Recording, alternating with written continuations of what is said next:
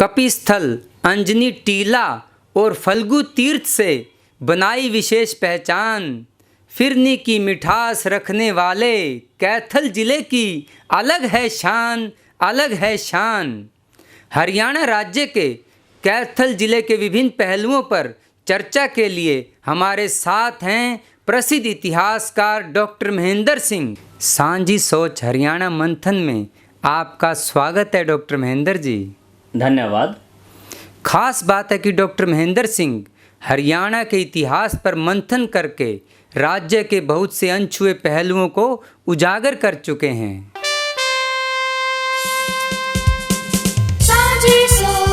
सांझी सोच के हरियाणा मंथन कार्यक्रम में आज हम कैथल ज़िले के बारे में चर्चा कर रहे हैं। कैथल का ज़िले के रूप में जो गठन है वो 1 नवंबर 1989 को हुआ। इसका मंडल करनाल है। क्षेत्रफल 2317 वर्ग किलोमीटर है। साक्षरता दर लगभग 70% है। जनसंख्या घनत्व 464 व्यक्ति प्रति वर्ग किलोमीटर है। इसे कपिस्थल के रूप में भी जानते हैं। इसे गुरुद्वारों का नगर भी कहा जाता है। जहाँ तक ऐतिहासिक पृष्ठभूमि का सवाल है, इसकी ऐतिहासिक पृष्ठभूमि बेहद समृद्ध है। यदि हम वैदिक, उत्तर वैदिक और पौराणिक साहित्य की बात करें तो उसमें ये माना जाता है कि जो युधिष्ठिर है वो इसके संस्थापक रहे और जनश्रुति के अनुसार हनुमान का जन्म स्थल होने के कारण इसको कपिस्थल कहा गया। यहाँ पर नवग्रह कुंड हैं।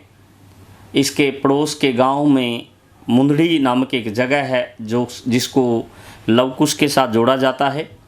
महाभारत के जो 4 यक्ष हैं उनमें अरंतुक शिवन के पास बहर नामक जगह पर है और इस स्थल के समीपवर्ती पोलड़ एक जगह है जहाँ की थे का जिक्र आता है, जिसका खनन हुआ है और काफ़ी समृद्ध जानकारी दे पाया है। वो स्थल हड़प्पा से संबंधित जो है बालू नामक जगह है उसका खनन हुआ है। बौद्ध काल में जो है सांख्या दर्शन के प्रणेता कपिल मुनि यहाँ के कलायत क्षेत्र के साथ जुड़े हैं और इतिहास के विभिन्न पड़ावों के अनुरूप प्राचीन काल में यह बौद्ध काल, मौर्य काल, गुप्त काल से होता हुआ आगे बढ़ा। हर्षवर्धन के काल में भंडी जो है उसका चचेरा भाई और प्रधानमंत्री, उसका इस क्षेत्र से विशेष लगाव था। और हम थोड़ा सा और आगे बढ़ते हैं। सल्तनत काल में यह जगह उस दिन चर्चा में ज़्यादा रही जिस दिन 12 जून 1240 को दिल्ली की सुल्ताना रजिया का यहाँ पर कत्ल हुआ।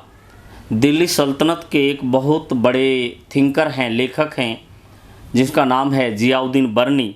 उनका ये जन्म स्थान है। तैमूर की लूट यहाँ पर हुई 1398 में और जिस समय लोधी राजाओं का शासन था तो उस समय यहाँ पर मोहन सिंह मंडार कलायत के क्षेत्र में जो है यूँ कहिए कि अपनी रियासत को लीड कर रहे थे। बाबर को उसके विरुद्ध विशेष अभियान चलाना पड़ा क्योंकि उसका विद्रोह काफ़ी ज़्यादा सक्रिय हो गया था। अकबर इस क्षेत्र के साथ बहुत नज़दीकी से जुड़ा था। आईने अकबरी में इसका हम जिक्र पाते हैं।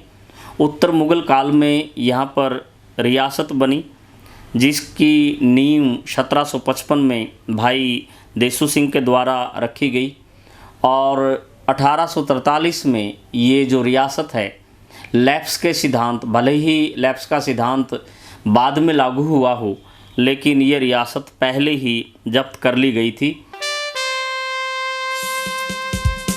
जब 1857 हुआ तो ये क्षेत्र बेहद सक्रिय था। रानी महताब कौर ने इसको लीड किया और उसको यहाँ से बेदखल कर दिया गया। यहाँ पर उसका रेजिडेंट जो है मैकब, उसने जब इस इलाके में इसको दबाने की कोशिश की और वो बाहर निकला तो पूंडरी के पास मुंदड़ी नामक जगह पर उसका कत्ल गिरधर अलवालिया और उसके साथियों ने किया और इस इलाके के आसपास के जो गांव हैं उनमें पाई, हावड़ी, राजौंद, कोल जो है ज़्यादा महत्वपूर्ण रहे। और रक्षाबंधन के दिन जो है जब पुंडरी और फतेहपुर को सरकार ने घेरने की बात कही तो पुंडरीक तीर्थ से गिरधर अहलुवालिया को पकड़ा गया और कैथल से 8 किलोमीटर दूर काली मिट्टी काकोत नामक जगह पर उसको तोप से बांधकर उड़ा दिया गया। तो इस क्षेत्र में 1857 में 2 महत्वपूर्ण लड़ाइयाँ हुई, जिनमें एक लड़ाई जो है घोला की लड़ाई थी और दूसरी समीपवर्ती क्षेत्र गुमथला गड्ढू की लड़ाई थी, जो काफ़ी ज़्यादा महत्वपूर्ण रही। स्वतंत्रता संग्राम में हम हरियाणा के एक विशेष व्यक्ति का नाम पाते हैं, काका राम। वो इस इलाके से जुड़ा था। तो इस तरह से शुरुआत से हम स्वतंत्रता संग्राम तक आते हैं तो ये काफ़ी समृद्ध इलाका रहा है। जहाँ तक सांस्कृतिक विरासत का सवाल है, सबसे पहले हम बालू का जिक्र करते हैं, जिसकी 1982 से 1984 के बीच में कुरुक्षेत्र विश्वविद्यालय के प्राचीन इतिहास विभाग द्वारा खनन किया गया और उसमें बहुत ज़्यादा बेहतर ढंग से शतरंज की बिसात पे बसी हुई बस्ती मिली। बच्चों के खिलौने और बहुमूल्य धातुएं यहाँ पर मिली। कनिंघम ने यहाँ के पोलड़ नामक थे का जिक्र किया है, जिसमें 18वीं शताब्दी BC से लेकर और दूसरी शताब्दी तक की जानकारी यहाँ पर मिलती है। और कलायत जो है, जिसको कपिल मुनि के आश्रम के रूप में भी जाना जाता है, वो आज भी भारत में एक विशेष तरह के मंदिरों के लिए जाना जाता है। यहाँ पर बने हुए मंदिर जो हैं विशेष शैली के इस रूप में बने हैं कि ईंटों को आपस में जोड़ा गया है, अर्थात इन मंदिरों के निर्माण में किसी तरह की गारा, चुन्नी, मिट्टी या फिर किसी चीज़ को नहीं प्रयोग किया गया, बल्कि ईंटों का डिज़ाइन इस तरह का है, वो आपस में उलझी हुई हैं और ये काफ़ी प्राचीन और ऐतिहासिकता को अभिव्यक्त करता है। यहाँ पर रजिया का मकबरा है, शेख तैयब की मज़ार है और जो भाई जी हैं यहाँ के रियासत के संस्थापक, उनके द्वारा स्थापित की गई बावड़ी है। पुंडरक तीर्थ, जिसका जिक्र जो है वैदिक साहित्य में भी मिलता है, बार बार जो कुरुक्षेत्र के 360 तीर्थ स्थल हैं उनमें विशेष तौर पर चर्चित होती है, वो यहाँ पर है। फल्गु तीर्थ, जहाँ पर विशेष मेला भरता है, वो यहाँ पर है। बाबाल दाना, जो कि राजपुरी मत से जुड़ा हुआ है, वो भी इस क्षेत्र पर है। और इस बारे में बताना चाहूँगा कि यहाँ के एक संत थे, जिनका नाम जो है संत तोतापुरी के नाम से हम जानते हैं। सो संत तोतापुरी जी स्वामी विवेकानंद, उनके गुरु थे रामकृष्ण परमहंस, और तोतापुरी जी उनके भी गुरु थे। और इनका जिक्र जो है रामकृष्ण परमहंस से संबंधित साहित्य में काफ़ी ज़्यादा मिलता है। भाई उदय सिंह का किला यहाँ पर है और यहाँ पर जो जटेड़ी की थे है, उसका खनन अभी नहीं हो पाया है, लेकिन उसका जिक्र भी हम कनिंघम के साहित्य में पाते हैं। जहाँ तक विशेष का सवाल है, कैथल में बिदक्यार झील है, जो कि पानी के संयोजन और सेंचन के लिए काफ़ी ज़्यादा महत्वपूर्ण रही है।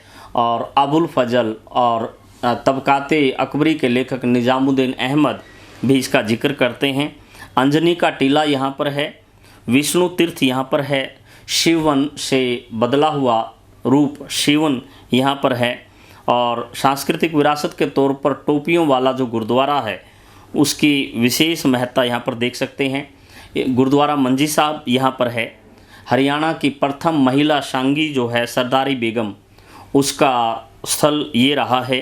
गीता भवन मंदिर और 11 रुद्री मंदिर, वो इस क्षेत्र की विशेष पहचान है। तो हरियाणा के एक भिन्न ज़िले के रूप में जो कैथल है, उसकी विकास यात्रा काफ़ी ज़्यादा महत्वपूर्ण है। और कृषि के क्षेत्र में जो है चावल का विशेष यहाँ पर महत्व है। और विभिन्न तरह की जो है अनाज की मंडियों के तौर पर, जो भारत की सबसे बड़ी मंडियों में शुमार डांड की मंडी यहाँ पर देखी जा सकती है। तो संक्षेप में यही कहा जा सकता है, कैथल ऐतिहासिक विरासत और सांस्कृतिक विरासत का केंद्र है और इतिहास की विकास यात्रा में इसकी महत्वपूर्ण भूमिका रही है। सांझी सोच हरियाणा मंथन देखते रहिए और सांझी सोच से यूं ही जुड़े रहिए। कि सांझी सोच में जितना ज़्यादा हम लोगों की भागीदारी होगी, उतना ये कार्यक्रम हम ज़्यादा से ज़्यादा लोगों तक ले जा पाएंगे।